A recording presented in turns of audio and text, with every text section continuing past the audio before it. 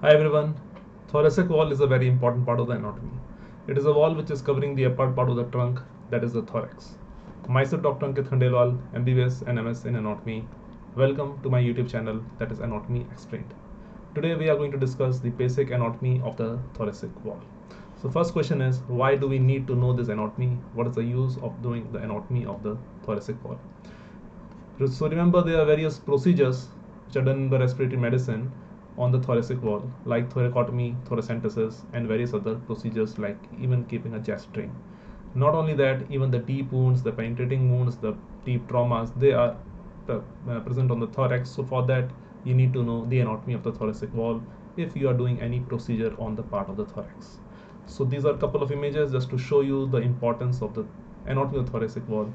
Here a chest drain is being kept in an underwater seal, and here you can see the thoracentesis is being done. The reasons these that we study the anatomy of the thoracic wall. So let us quickly jump into the anatomy of the thoracic wall. By anatomy, I mean what are the various structures, various layers which are present in the thoracic wall. So let us quickly look at the layers present in the thoracic wall. When we talk about the anatomy, then in the thoracic wall or any wall, we go from the superficial structures to deeper structures. So obviously, in the most superficial structure that we see when we look at the body is the skin part. So skin lies most superficially. Deep to the skin in the thoracic wall, we have the layer which is known as the superficial fascia. This is a layer of loose areolar tissue and connective tissue having various vessels, nerves, and lymphatics. Deep to the superficial fascia, we have in the thorax which is known as the deep fascia.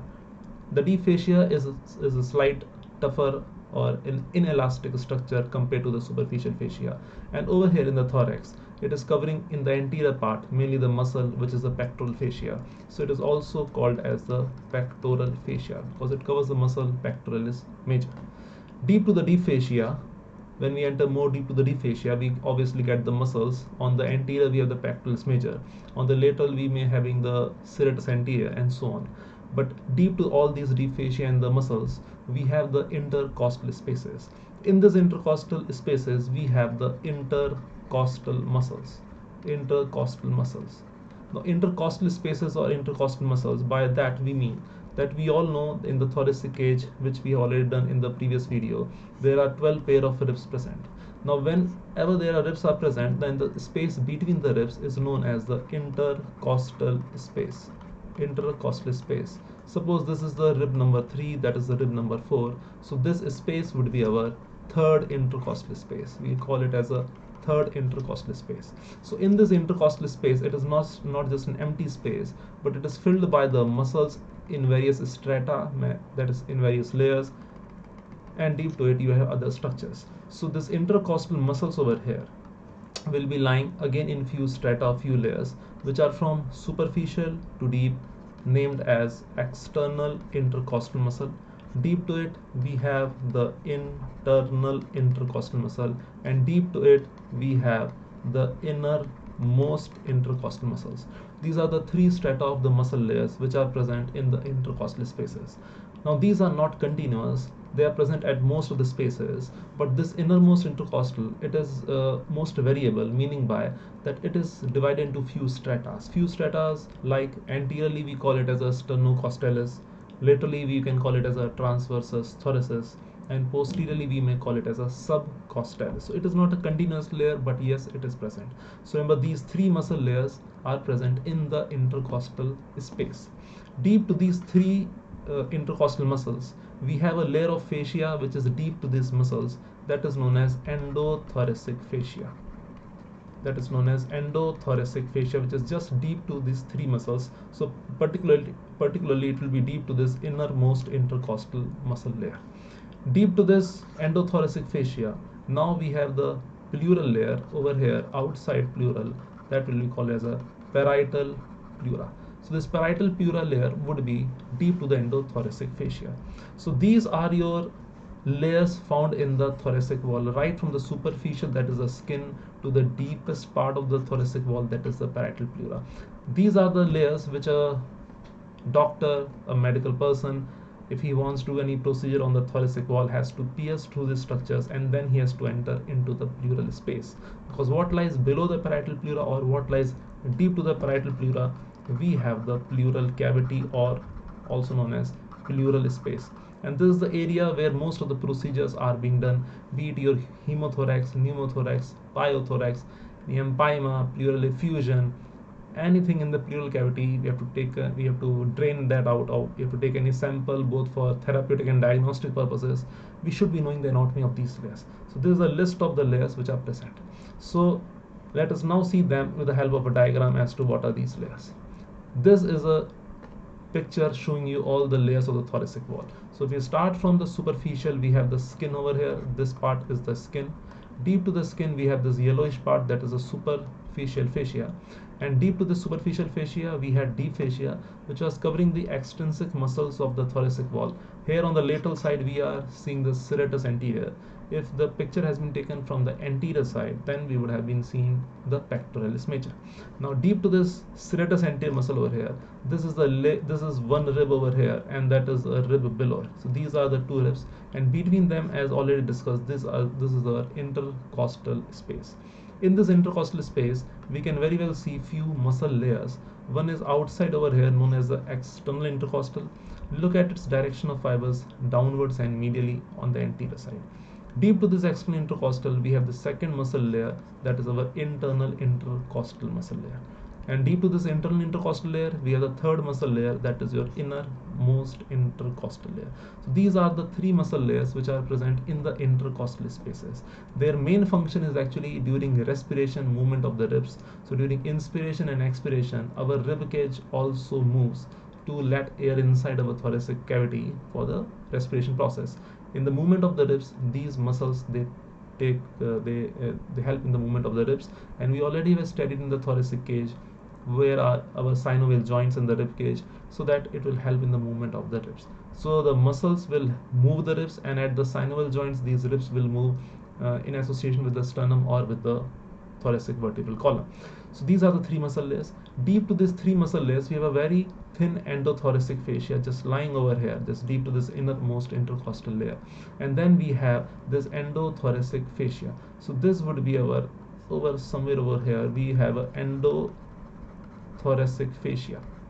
This endothoracic fascia, and just deep to it, we have this parietal pleura. They are actually fused layers. So here we can see this parietal pleura and this endothoracic fascia, which is just deep to the innermost. They're actually fused layers which are present. And then just deep to the parietal pleura, we have this pleural cavity or pleural space. And you can see deep to the parietal pleura, deep to the pleural space, we have this visceral pleura over here, which is covering all the part of the viscera over here being the tissue of the lungs. So till the parietal pleura, from skin to the parietal pleura, this is the basic anatomy of the thoracic wall. These are the various structures which are present in the thoracic wall.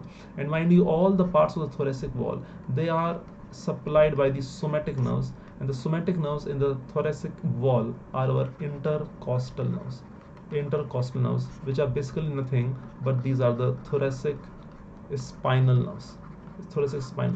The anatomy, the course, the distribution, the branches of the intercostal nerves will be carried out in a separate video. So this is the basic anatomy of the thoracic wall. Let us see one more figure on the, especially only on these three intercostal muscles. Why this figure is being shown to you? Because if you see these three layers, then it is between the second and the third layer. That is our internal intercostal and the innermost intercostal. We have just below or just beneath the lower border of the ribs, we have this neurovascular plane. Where the main trunk of the nerve, the veins and the arteries, and over here all these are intercostal nerve, vein and arteries, they travel. So these main trunk of the intercostal nerve, vein and arteries, they are traveling deep to the rib. Obviously, common sense, they are not present superficially to the ribs, as they will be more exposed to the outside trauma. So they are safe there inside, just deep to the rib. Now, other point which we can understand over here, that we know that behind or beneath this innermost, we have the parietal layer, pleura, and the endothoracic fascia, and deep to it here we have the space that is your pleural space. So most of the instrumentation, most of the procedures which are being carried out into the pleural space have to pass through this all these layers. So if we know the basic anatomy, we can avoid a blunder, and that blunder would be that if you are going just below the inferior border of the rib, if your needle, your syringe, your catheter, your tube, whatever instrument you are introducing in the thoracic wall, if it is touching the lower border of the rib, then that patient's intercostal nerve and vessels at this place would be in jeopardy, that is, would be in trouble. So always and always, never ever enter while doing any procedure at the lower border of the rib. That is the applied part which you can take from here. Always enter somewhere in the middle or somewhere in the near the upper border of the rib. So you can enter over here, you can enter over here, but never ever enter from here. These would be the suitable places. So that is the use of the knowledge of the anatomy of the thoracic wall. Here in the next figure it is shown where the syringe with the needle is being introduced. So that is the best way to introduce it. Here we can again revise the layers, and that would be our skin from the outside, superficial fascia, a muscle over here again shown as a serratus anterior. So this would be the deep fascia covering the muscle. This would be the deep fascia covering the muscle deep to the superficial fascia. Then you have these three muscles which are our external intercostal, internal intercostal, and the innermost intercostal. And you can see that between the second layer internal and the third layer innermost, you are seeing these three neurovascular structures which are deep to the lower border of the rib. That is also known, if we talk of the bones, that is we have done in the previous video, this is known as the costal groove. Now beneath this innermost intercostal, you can see this parietal pleura and the endothoracic fascia. They are actually fused to each other, and deep to it, this is the place where the tip of the needle is actually entered. That is your pleural space. So normally pleural space contains only a potential amount of fluid, but in case of any diseases, there could be increase in the fluid or air or blood or water or pus, whatever. There could be both due to any local causes and also due to any systemic causes. So this is the place over here, and deep to this, what we are seeing this visceral pleura which is adherent to the lungs, and let me tell you over here only that if you talk of the embryology, then this parietal pleura over here, that is this layer over here, it is coming from the somatic layer of the lateral plate mesoderm, because it is facing towards the ectoderm. Ectoderm means the skin over here. While on the other hand, this visceral pleura over here, it is coming from the splanchnic layer of the lateral plate mesoderm, because it is facing the viscera, that is the lungs over here. So embryologically also they are different. And when we talk of the thoracic wall or abdominal wall, that we'll do in the other videos, thoracic wall is from skin to the parietal pleura. It does not include the pleural space or the visceral pleura. So this thickness, that is known as our thoracic wall.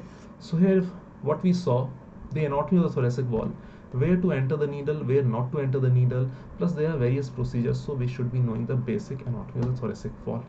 Okay, so that was the basic anatomy of the thoracic wall. I hope you liked the video, and with that, let me thank all of you for your patient hearing. Myself, Dr. Ankit Khandelwal. This is my YouTube channel, Anatomy Explained. For more videos, subscribe to the channel and click the bell icon. Thank you very much for that.